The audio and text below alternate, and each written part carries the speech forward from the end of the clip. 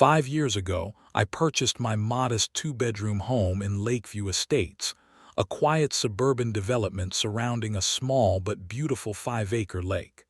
The house was nothing special: beige siding, basic landscaping, and a simple back deck that needed some work. But the moment I saw the water glimmering through the trees behind the property, I knew this was home. My father had passed away just 6 months before I moved in. Growing up, our weekend fishing trips had been our sacred ritual. Those quiet mornings in our little aluminum boat had taught me more about life, patience, and the beauty of stillness than any classroom ever could. After his sudden heart attack, I found myself adrift, without anchor or purpose. When the realtor showed me this house with direct lake access, it felt like Dad was somehow guiding me there. The community seemed perfect for a quiet bachelor like myself. Most mornings, I would wake before sunrise, make a thermos of black coffee, and carry my tackle box down to my small dock. The morning mist would hover over the glass-like surface of the water, breaking only when fish would occasionally jump, sending ripples across the stillness. These moments brought me the closest thing to peace I had found since losing Dad. The neighborhood was friendly but respectful of privacy. Robert and Alice Morgan, a retired couple next door, would sometimes wave as they took their morning walks.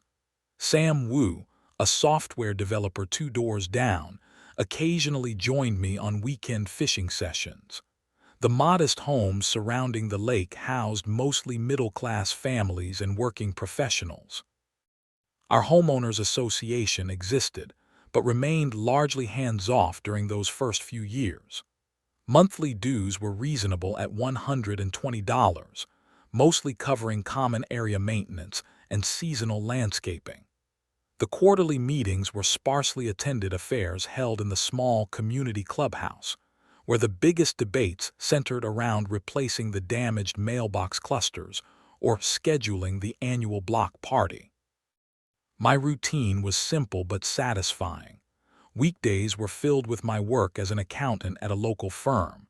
Evenings and weekends belonged to the lake.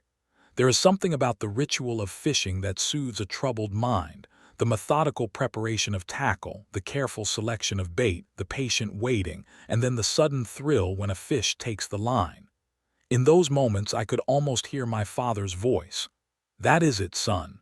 Nice and easy. Let the fish do the work." The first subtle shift in our community dynamics came during the annual board election 3 years after I moved in. Several original board members had stepped down, citing time constraints and family obligations.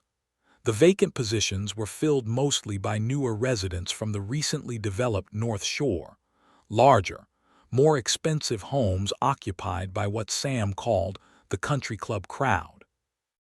I paid little attention to the transition at the time. The lake still shimmered in the morning light, the fish still bit on my father's old lures, and the coffee still steamed in my thermos as dawn broke over the water. I had no way of knowing that my peaceful sanctuary was already being eyed for transformation by people with very different visions of what our community should be. The first real sign of trouble arrived in my mailbox on a crisp autumn morning.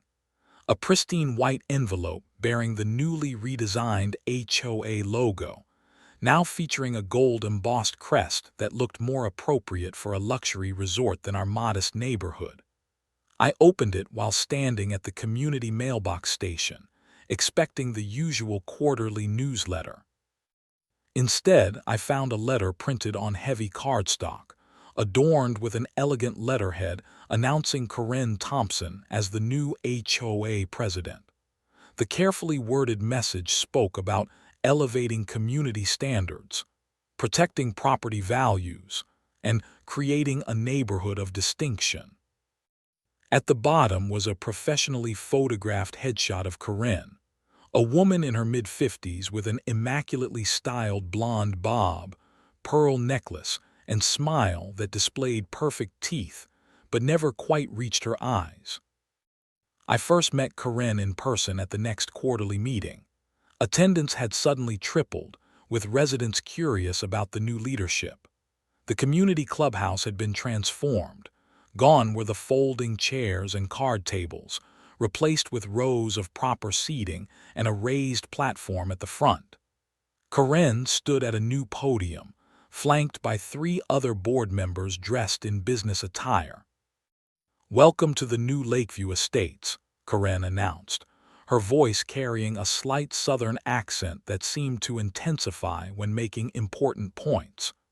"We have wonderful plans to transform our community into the premier residential development in the county." The meeting proceeded with presentations featuring architectural renderings of a redesigned entrance, standardized mailbox enclosures, and strict new landscaping requirements. When the floor opened for questions, an older resident named Bill Stevens raised his hand. "These changes sound expensive," he noted. "Will our dues be increasing?" Karen smiled tightly. "Quality comes at a price, Mr. Stevens. We are proposing a modest 40% increase in quarterly assessments." A murmur rippled through the room.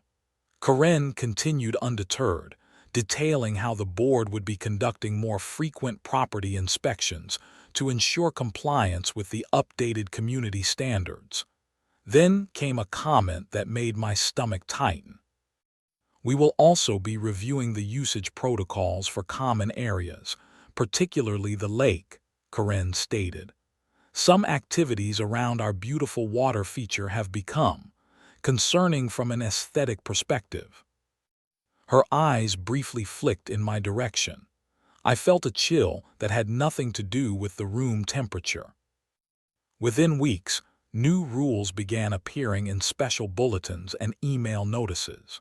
Restrictions on exterior paint colors, requirements for specific types of window treatments visible from the street, limitations on when garbage cans could be placed at the curb now no earlier than 7 p.m. the evening before collection, and must be removed by 10 a.m. the following day. My first direct interaction with the new regime came during an early morning fishing session. I had just cast my line when I noticed a white Mercedes SUV slowly cruising along the community path that circled the lake. Through the morning haze, I could make out Karen's silhouette behind the wheel, slowing noticeably as she passed behind my property. She did not wave. 3 days later, the first warning letter arrived. "Dear resident," it began, going on to cite aesthetic concerns regarding recreational equipment visible from common areas. My fishing gear, which I stored neatly under a weatherproof cover on my dock, was apparently now considered an eyesore. The letter requested that all fishing equipment be stored entirely out of sight when not in active use, and removed from common visibility within 7 days to avoid further action. At the bottom was Karen's flowing signature in blue ink. I was not alone. The Morgans received a citation for their bird feeder. Sam was written up for having his kayak visible on his property. Mrs. Abernathy, a widow who had lived in the community since it was built, was cited for unauthorized vegetation because her decades-old rose bushes were not on the newly approved plant list. At the coffee shop near our development, conversations increasingly turned to HOA frustrations. They cited me for having my garage door open for more than 30 minutes while I was unloading groceries, complained Tom Winters, a normally even-tempered physics teacher. The battle lines were being clearly drawn. On one side stood Karen and her allies, mostly newer residents from the expensive North Shore homes. On the other side were the original homeowners, increasingly resentful of the mounting restrictions and rising fees. And at the center of it all was the lake, which Karen had begun referring to as our signature water feature rather than by its actual name. The warning letter about my fishing equipment was just the beginning. Something worse was brewing, and I could feel it approaching like storm clouds gathering over still water. The certified letter arrived on a Tuesday in early June. I recognized the HOA logo on the envelope and felt a sense of dread as I signed for it. Inside was a formal notice printed on heavy paper with the association's watermark. Notice of rule change and restricted activities, the bold heading announced. I read the first paragraph with growing disbelief. Effective immediately, all recreational fishing activities on community lake property are hereby prohibited without prior written authorization from the Lakeview Estates Homeowners Association Board of Directors. I stood in my kitchen, hands trembling slightly as I continued reading. The document outlined a new classification system for lake usage, with fishing now categorized as a Class C restricted activity, requiring special permits that would be issued at the board's discretion. Below this explanation was a schedule of fines for violations. First offense, $250, second offense, $500, third and subsequent offenses, $1,000 each, with the possibility of property liens for unpaid penalties. What struck me most was a paragraph near the bottom stating that certain Class A activities remained unrestricted, including scenic appreciation and approved non-motorized boating. I later learned that approved boating meant the small electric pontoon boats used exclusively by North Shore residents for their sunset cocktail cruises. That evening, I pulled out the community bylaws and began reading carefully. After 2 hours of searching, I found nothing that prohibited fishing or gave the board unilateral authority to ban previously permitted activities without a community vote. However, buried in the amendment procedures was a clause allowing the board to implement emergency rules for up to 6 months without resident approval if related to safety or property value protection. The following Saturday morning, I decided to test the waters, literally and figuratively. I set up my fishing gear shortly after sunrise, casting my line into the misty lake just as I had hundreds of times before. The peace of the morning was shattered by the sound of tires on gravel. Corinne's white Mercedes appeared on the community path, slowing to a stop behind my property. "Mr. Davis," she called out, her voice carrying across the water as she approached my dock. She wore white linen pants and a blue blazer despite the early hour, a clipboard clutched in her manicured hand. "Did you not receive our notice, or are you deliberately defying community guidelines?" I reeled in my line slowly before answering. "Good morning, Corinne. I was just enjoying the lake." "The lake is now classified as a visual amenity only," she replied, her tone suggesting she was speaking to a disobedient child.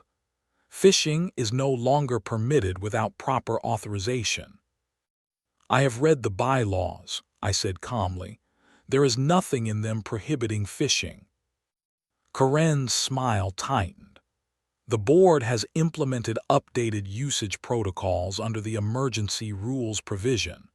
We have had complaints about fishing equipment, bait containers, and frankly, the type of people such activities attract to our community." "The type of people," I echoed, feeling heat rise in my chest. "You know what I mean," she continued, not quite meeting my eyes. "Transients, outsiders using our amenities. Fishing creates an undesirable atmosphere for a premium community like Lakeview.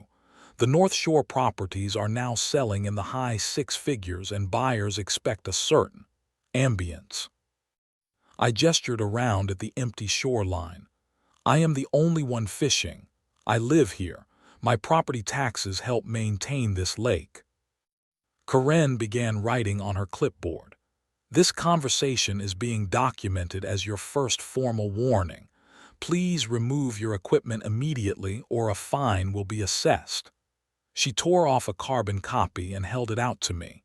When I made no move to take it, she placed it on the edge of my dock and turned to leave. "This is not right, Corinne," I called after her. "The lake has always been for everyone's enjoyment." She paused, looking back over her shoulder. "The community is evolving, Mr. Davis. Perhaps you should consider whether you are evolving with it." With that, she returned to her vehicle and drove away. That evening, I spread the HOA documents across my dining room table. Hours of careful reading revealed the truth. Buried in the appendix of recent meeting minutes was a quietly passed amendment reclassifying the lake without proper notification to all residents. The change had been approved in a special session attended only by board members and a few selected residents, all from the North Shore. My phone began ringing as word spread about my confrontation with Corinne. Sam called first, then the Morgans. Mrs. Abernathy's grandson drove her over so she could tell me about similar restrictions she had faced. By Sunday evening, 8 neighbors had reached out, all sharing stories of increasing HOA harassment. We gathered in my living room that night, speaking in hushed tones despite the absurdity of feeling like conspirators in our own neighborhood. "They are trying to push us out," concluded Bill Stevens, voicing what everyone was thinking. "Make life difficult enough that we sell to their developer friends." The following week brought my first official fine, a $250 penalty for unauthorized use of common property. The notice included photographs of me fishing, date and time stamped, clearly taken by Corinne during our confrontation. Something had to be done. Our homes were becoming beautiful prisons, governed by rules we had never agreed to. The lake that had drawn many of us to Lakeview in the first place was being systematically taken away. As I stared at the fine notice, I made a decision. I would not be paying this penalty. Instead, I would be seeking answers about exactly who owned the lake and what rights we actually had. My friend Alex Chen had been my college roommate before he went on to law school while I pursued accounting. We had remained close, meeting monthly for beers and pool at O'Malley's downtown. When I called him explaining my HOA situation, he agreed to look into it as a favor, though he specialized in real estate law, not HOA disputes.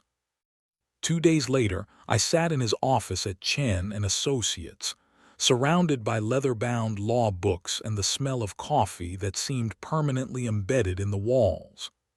Alex had spread various documents across his desk, copies of the HOA bylaws, the community plat map, and county records I had provided. "Something does not add up here," Alex muttered, tapping his pen against a property map. "The HOA documents reference lake management rights, but there is fuzzy language about actual ownership." He pulled up county tax records on his computer, scrolling through pages of assessments and property descriptions. For the next 3 hours, we dug through digital archives, Alex occasionally making calls to former colleagues at the county assessor's office.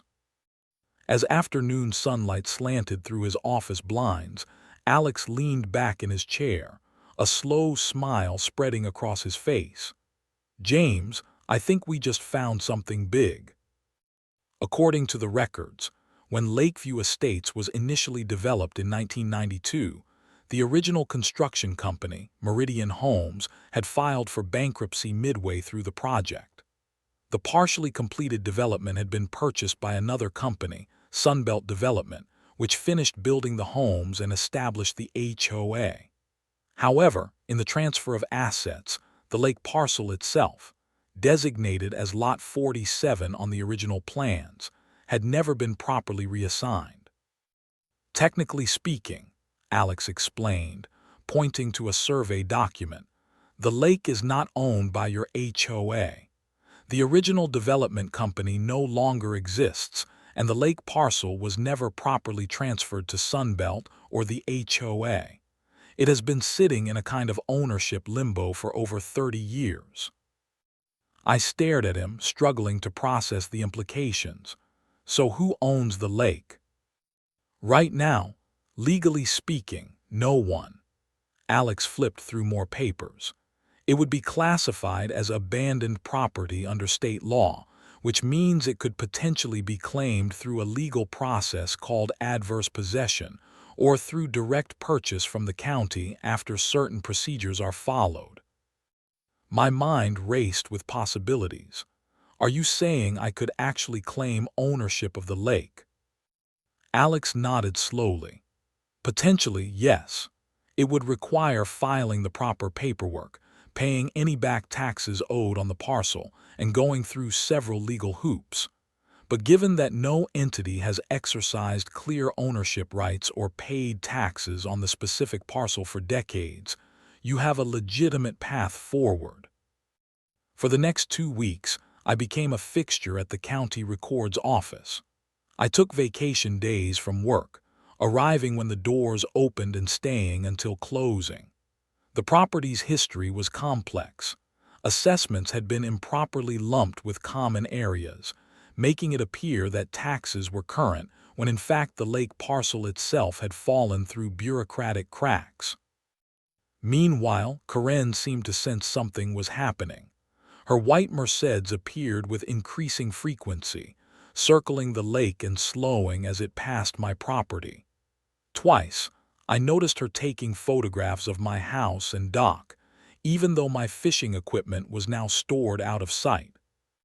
The second HOA fine arrived, this one for $500, citing continued violation of community standards despite my compliance with the fishing ban. Attached was a notice threatening a property lien if payment was not received within 30 days.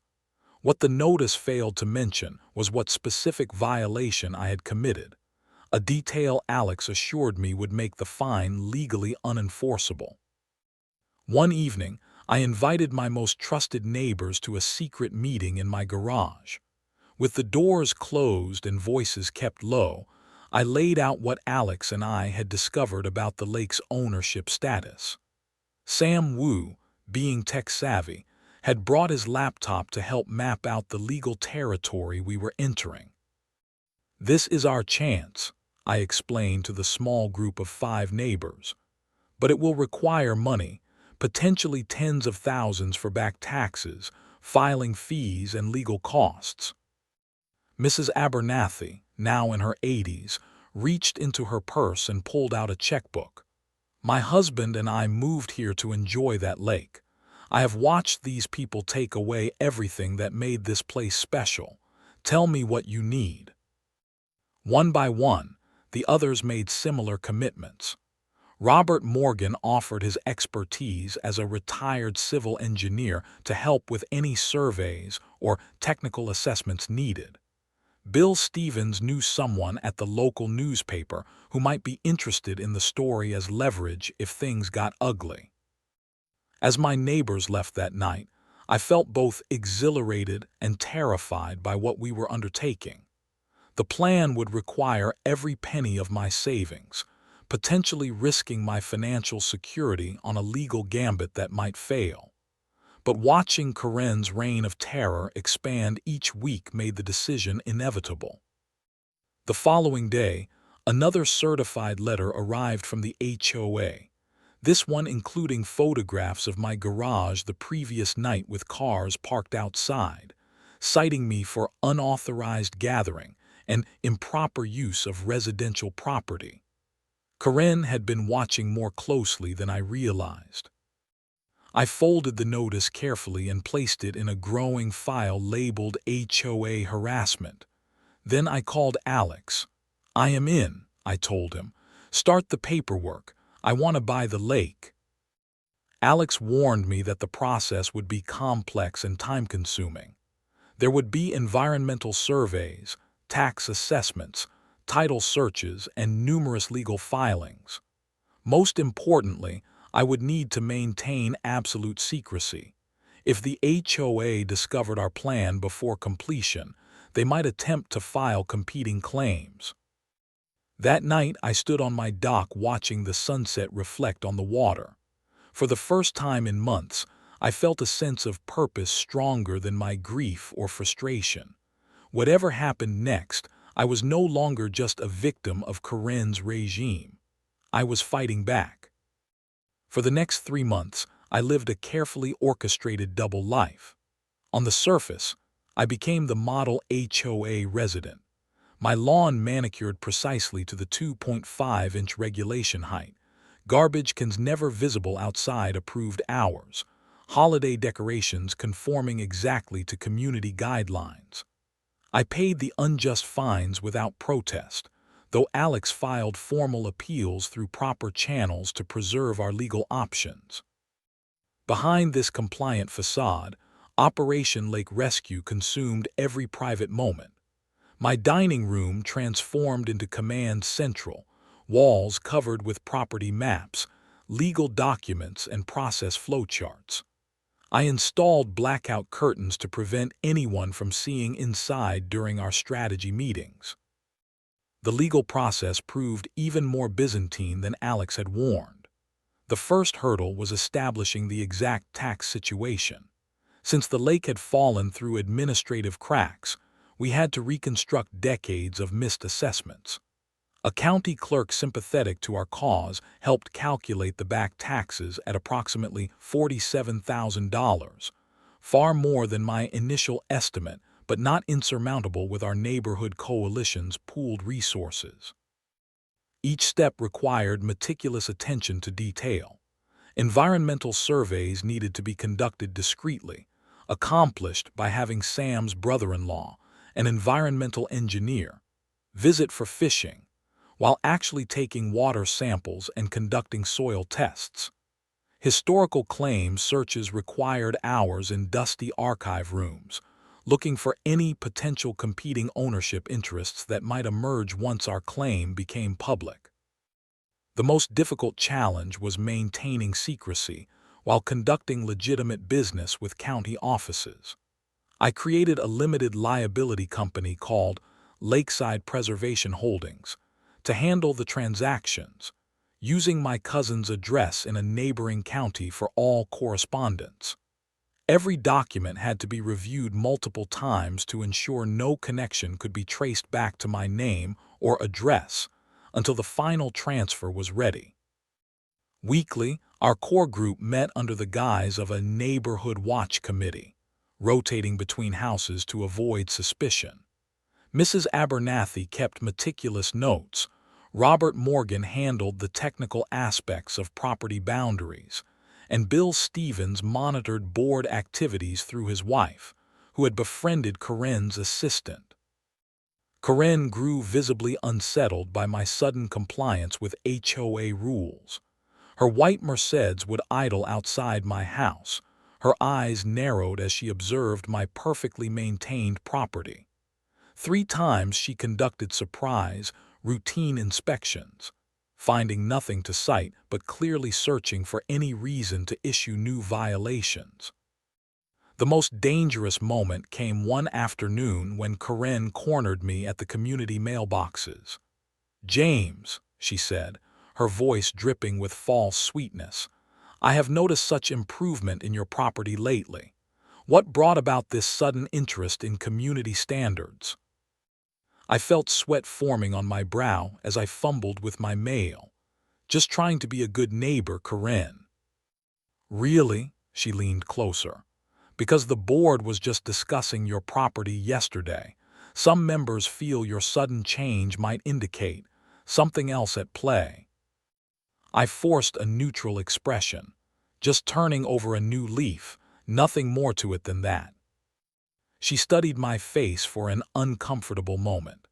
"Well, keep it up. Though I should mention the board is considering new regulations about water frontage properties. We are concerned about erosion and watershed issues. There might be significant assessments coming for lakefront owners." It was a thinly veiled threat, one that would have terrified me months earlier, but now almost made me smile. If all went according to plan, those regulations would soon be meaningless. The waiting period proved excruciating. Each day brought new fears of discovery. When Robert spotted Corinne at the county records office one afternoon, we feared all was lost, only to learn later she was researching unrelated property values for North Shore homes. After 97 days of paperwork, payments, and legal maneuvering, the moment of truth arrived. A thick envelope from the county assessor's office appeared in my mailbox. I drove 3 towns over before opening it, paranoid about being observed. My hands trembled as I broke the seal in the parking lot of an anonymous diner. Inside was a formal deed, property tax statement, and official letter of transfer. 7 magical words jumped from the page. Transfer of deed approved, effective immediately. I had legally purchased the 5-acre lake for $67,432.18, including all back taxes, filing fees, and processing costs. Lot 47, formerly owned by the now-defunct Meridian Homes, was now the legal property of Lakeside Preservation Holdings, LLC, which was solely owned by me. I called Alex immediately, my voice shaking with disbelief. "We did it. I own the lake." "Congratulations, property owner," he replied. "Now comes the fun part, telling the HOA."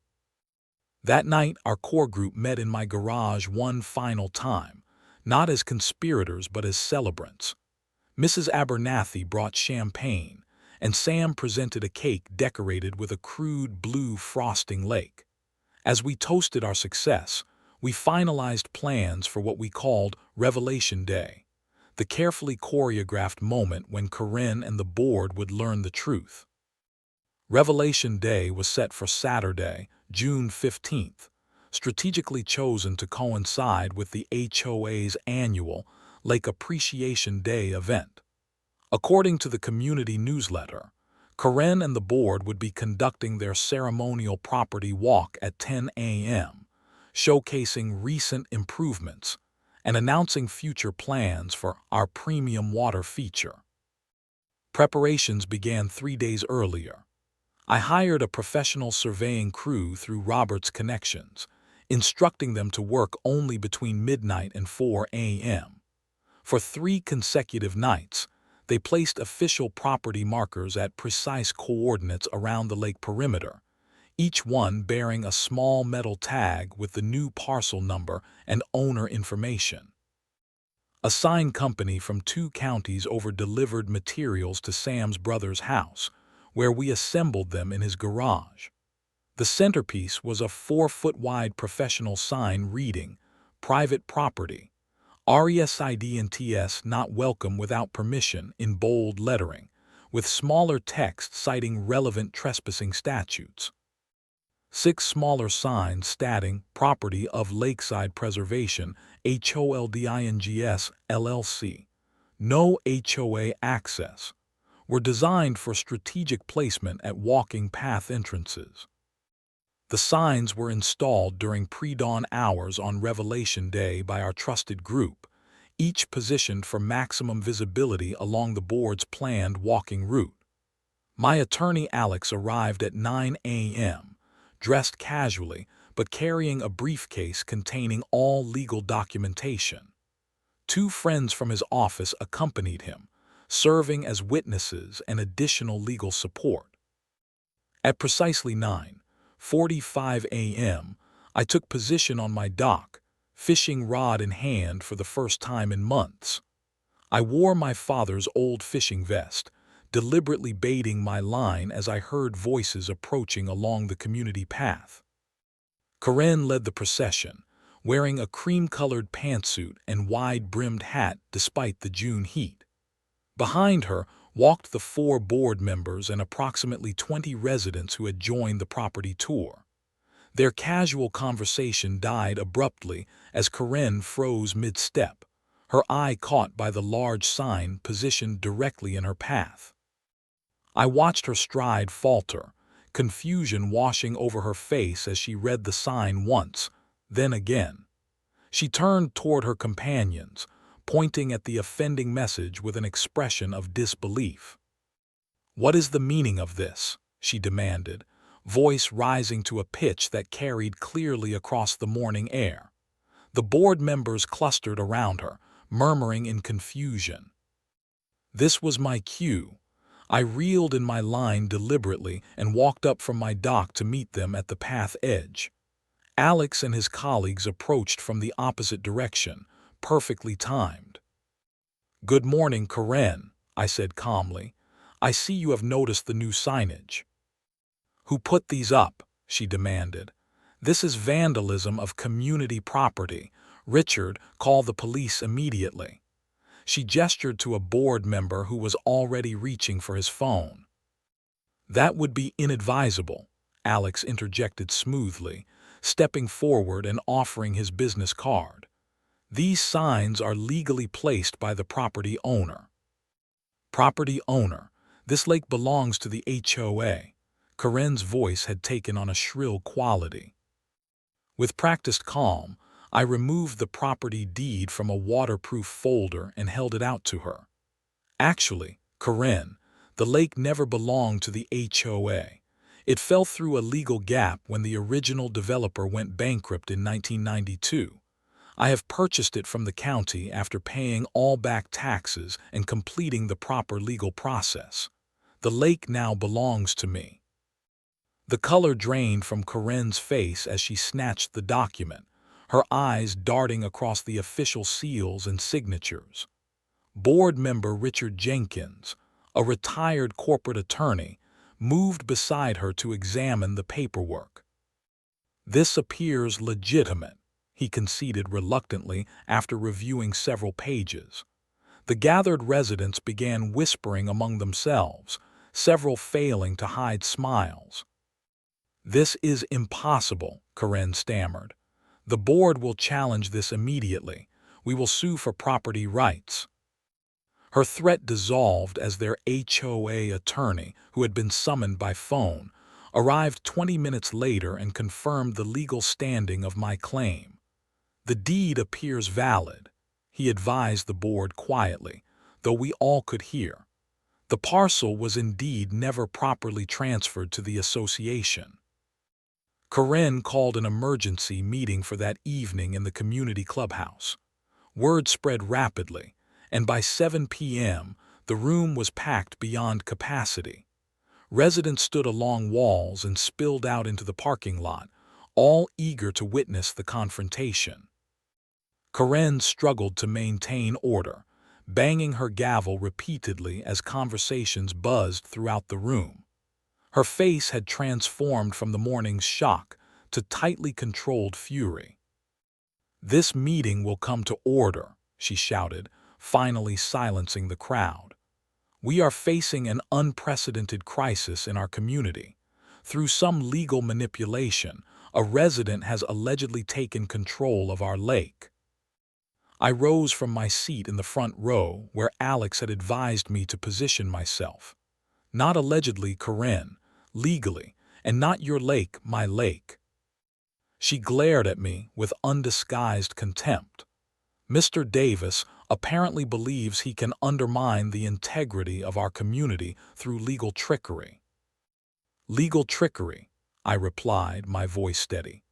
"Like quietly changing bylaws without proper resident notification. Like issuing fines without specific violations. Like systematically harassing homeowners who do not fit your vision of an elite community."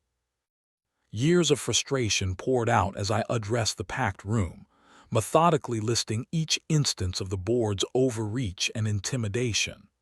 I detailed the fishing ban, the targeted enforcement, and the pattern of harassment many residents had experienced. I explained how the lake had never legally belonged to the HOA, despite decades of them acting as its owner.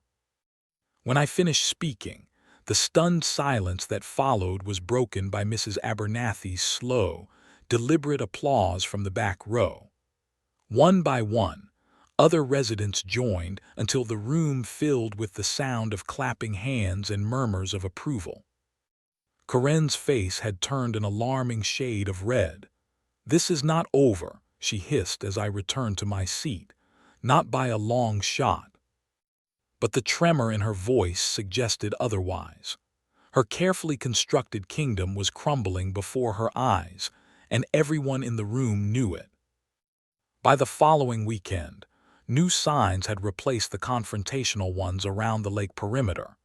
These read simply, "Community fishing welcome. Please respect nature and NEIGHBORS." Below this welcoming message was information about the newly formed Lake Association, including an open invitation to the inaugural meeting. That first gathering could not have been more different from the tense HOA meetings of recent years.